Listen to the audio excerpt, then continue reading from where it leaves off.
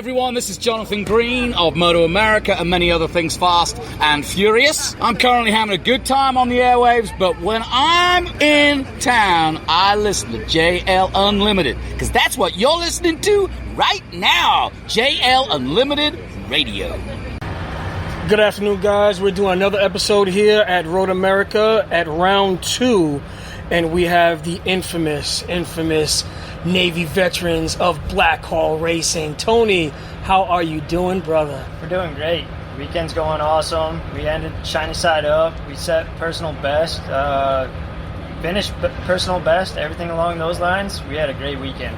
Nice. I know at certain parts of the race, even not this race, but maybe the weekend before, where you just kind of dial things in and trying to get things right, and we know that's never just a one-time shoot. So how did everything change from last month to this month? We actually did not find our rhythm, and we changed every single time that we went out on the bike. We wanted to gather as much intel and information of what was going good and what wasn't going good, and just eliminate the bad parts. So we obviously still have a huge learning curve, but we are moving forward and evolving to get us back up front. It takes time. It's not just like I said, a one-shot deal. You go on the track and it's kind of like, that needs 2 turns, this needs 2 turns, and then you go out there and you're setting lap records. We all know it's a progress. Yes. So we want to backtrack a little bit since we know you're here setting personal best, which is fantastic. How'd you get here? I started here. So I had a previous racing career. I started back in 2010, went to 2013, racing amateur rounds and everything along those lines with Wera Motorcycle Racing organization.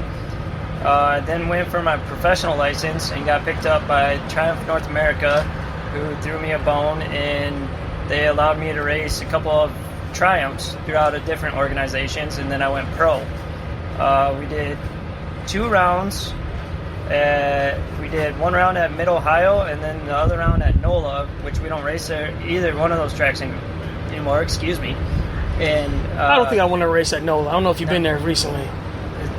I heard it's more of a whoop section than Supercross, so it's changed a little bit.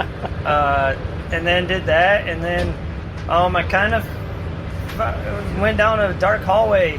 I was starting to not love the sport anymore, so I thought I would step back and kind of go the military route, because of what everything was going on. I lost a couple brothers, I lost a sister to the war at hand, and I wanted to go do what I thought was right for this country.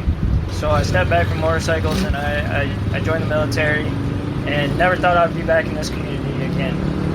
I'm glad to see you. I'm glad that you're here. I'm glad that you're still moving forward, and you've always had a smile on your face. You've always been pleasant to talk with, even just joke around with. A couple of nights ago, we just went off the easy. Yeah. And that's really sometimes hard to do with, we won't mention some names, but once I get to that level, it's kind of like they lose that, I don't know, that sensibility. Well, I think it's very hard to state what I think the stereotypical image of professional is not having fun. It's business, and when you actually look into real business and professional, you need to have your own unique style. You can have fun and you can still be professional, and I think we're bringing a lot of that to the table this round for us. Is we want to be us. We don't want to be held to standards that isn't us. We want to be us, and we want to be able to express ourselves. Are we professional? Absolutely. We will be the most professional out here on the grid, and we will pursue greatness. Pursuing greatness is what we do, right? Absolutely. Military background. And walking through the paddock, which everyone does, even as fans. They see different setups, they see the attack, they see the Ducatis, like that, and everything that's always set out for the fans, but nobody set out for the military but you. Why?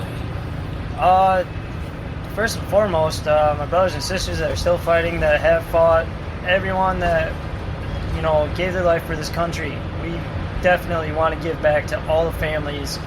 I mean, I guarantee that every person out there knows someone that served in the military, liked it, loved it, hated it, don't agree with it. They're still a part of it. And so bringing us back to it is what kind of saved my life. Was when I come back to this community, it brought my head out of that very, very dark place from active duty to civilian, where I just lost myself. And in regards to that, it's just, hard. I understand. Hard. Oh, Trevor. And we always talk about that camaraderie, just having that camaraderie that some people don't quite understand, some people don't quite get.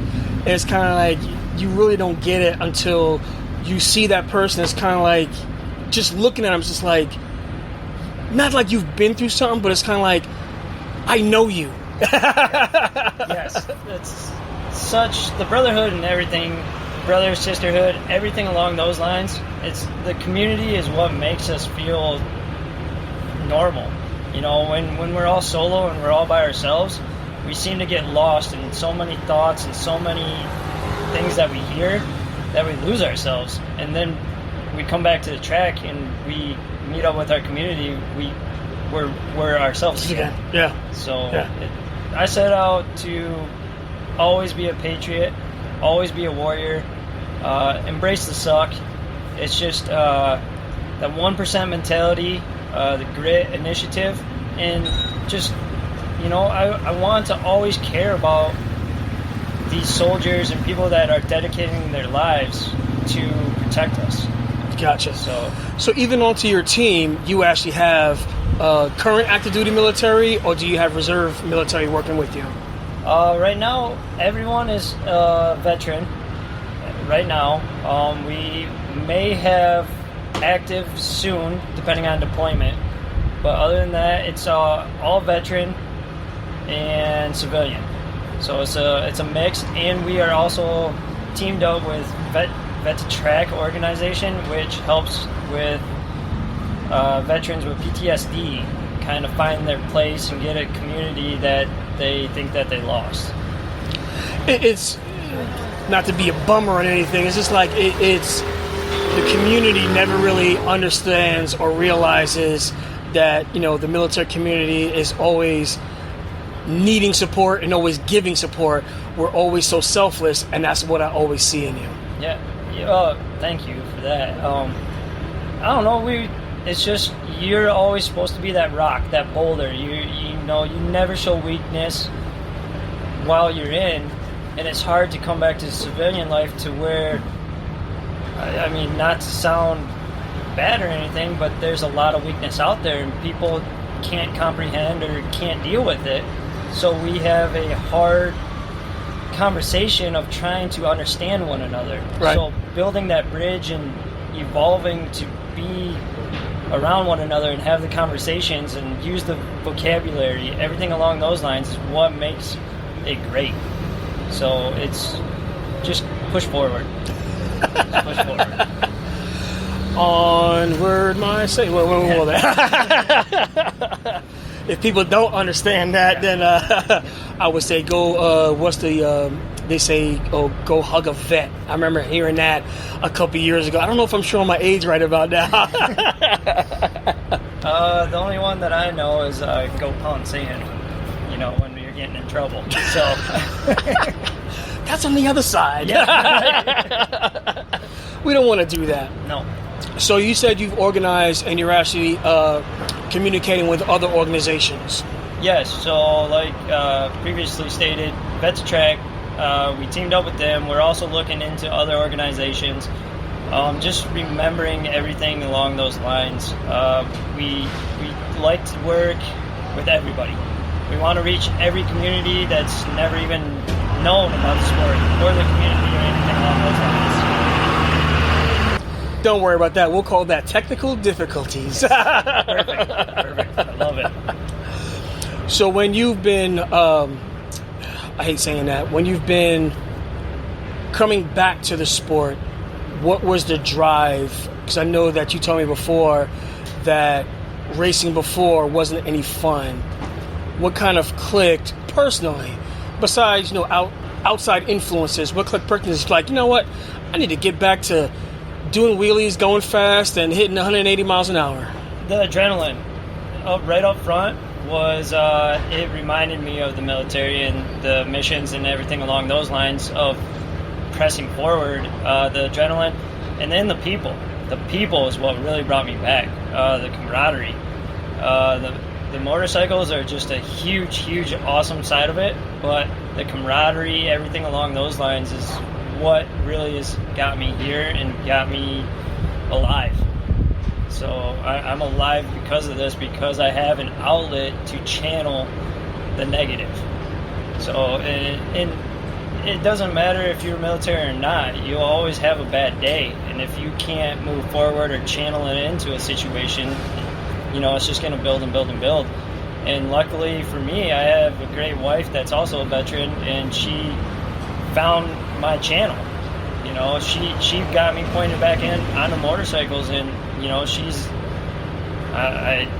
my biggest fan. I mean, she's a team owner, everything along those lines. So having it be 100% go is amazing. So that just helps out with the whole thing. It's not like we're arguing about this weekend or that one weekend. She wants to go to the racetrack too. The community's great for her as well. It helps her head. I mean, not that it's just amazing. We all have a great time here. Yeah. So speaking about family. Yes. Speaking about your wife, lovely wife, beautiful as she is, inside and out. Thank you. I say that in front of your face, so you know. Are you talking about my wife? I know how many guns you have. Only need a finger. One finger. Your family. Yes. Right about now, you brought some of the kids over. Yes. This weekend. Yep. So how's the family been helping support you? Oh, it's amazing. I mean, it's basically lighting a fuse and just giant smiles, happiness, everything. I got a little boy that's 2.5 years old, and as soon as he sees me, he runs up and gives me a hug. And I mean, there's no problem that doesn't take away. I mean, he runs up, he says, cycles, cycles, cycles. And, he's so excited. And my daughter and the other one that's still running around all the trails and everything along those lines. I mean, it's such a great community that we don't have to hold their hands. They can actually explore and go out there like how everyone says it used to be. We feel very safe and confident that the kids can go out and play and everything along those lines. So the family being here, you had the youngest boy, the girl. I thought you had another one. Yep, 2 girls, 1 boy. So where's the other one at? She's a little bit older, so she just takes off. So she's running. The motorcycle things is fun for her when she's riding them, but when she's not riding them, she's being a kid and off and playing. So I noticed that Grandma was here also? Grandma was here also. We are so lucky that she loves being around the sport and she loves the kids, so she doesn't care wherever she's at as long as she's with the kids. We have a babysitter, so we have that support in our corner. So if we need to go racing, there's no questions asked. It's, get ready for the mission. Here we go. Strap up, get ready to go. Yes. Strap up and load down. Yep. With the certain groups and organizations that you have been working with, are there any up-and-coming things that you have going on? Yeah, we are actually doing what we call the Patriot Packages. And what we're doing ourselves is we have everything set out, and Saturdays of the MotoAmerica weekends at 4 p.m., 1600. For you military people. Yep. Yes. We set up a line to pack packages and a letter at the end of the line to write to a forward operation deployed soldier. We actually have a platoon that we're sending it out to in Afghanistan at the end of this year. Once we get all the packages packed, we will then ship it out. And I think everyone that's been in that situation receiving a letter, receiving a package, to know that they're still, loved or needed, or anything was amazing. On a day that came in, you got to read something that someone cared about you. Not everyone has family that does that, and it's hard for other families to go down that road because it brings them pain, because they know that they're missing. Right. So we just want to step in there a little bit more to help ease that pain. And we also want to let them know that when they come home, we're here for them. A lot of people don't get that, and I'm glad that you are doing the work that other people aren't willing to do, or possibly just don't know how to do it. So is there a way that someone can get in contact with you if they want to help out in any way? Yeah, absolutely. We have a brand new website that's going to be coming out and revealed. We have a website currently, but it's going to be updated and actually not look so amateurish. It's blackallracing.com, and we can be contacted on there, and we are pretty on top of it. If you send us a message, we're thinking it's someone that needs help anyway, so we stay on top of it to make sure that no one's being forgotten about, anything along those lines. Other than that, when we're at the track, we try and make sure everyone knows that we are here. We try and put a statement out that the Patriot fans are here, and we just work. What's other socials that you currently have that they may be able to picture or interview, whatever it may be? Yeah, we are on Instagram and Facebook, and we go by Blackall Racing.